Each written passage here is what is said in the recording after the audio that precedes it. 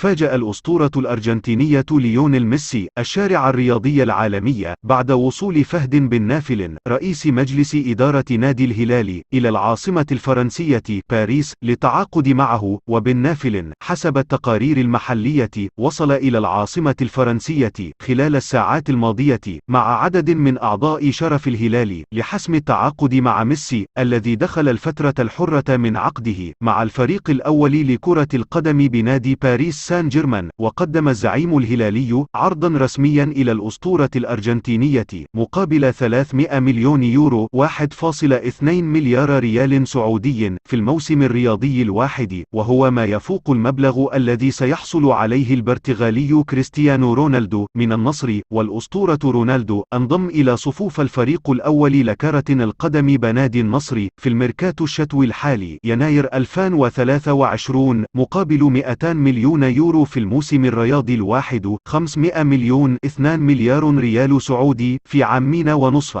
ولكن شبكة ESPN العالمية كشفت عن رد ميسي بعد سفر الوفد الهلالي إلى العاصمة الباريسية، وذلك على النحو التالي: أنا غير مهتم بالانتقال إلى نادي الهلال، لست مثل كريستيانو رونالدو، لدي أهداف لا زلت أريد أن أحققها في أوروبا. أعطيت موافقتي إلى مجلس إدارة نادي باريس سان جيرمان لتجديد عقدي مع الفريق. وأعلنت الشبكة وصول خورخي ميسي والد ووكيل أعمال الأسطورة الأرجنتينية إلى باريس خلال الأسبوعين القادمين من أجل الاتفاق على مدة العقد الجديد والراتب السنوي قبل التوقيع الرسمي. جدير بالذكر أن ليونيل ميسي البالغ من العمر 35 سنة انضم إلى الفريق الباريسي في صيف عام 2021 قادما من نادي برشلونة الإسباني في صفقة انتقال حر. في نهاية الفيديو لا تنسوا دعمنا من خلال الاشتراك في القناة ووضع لايك للفيديو.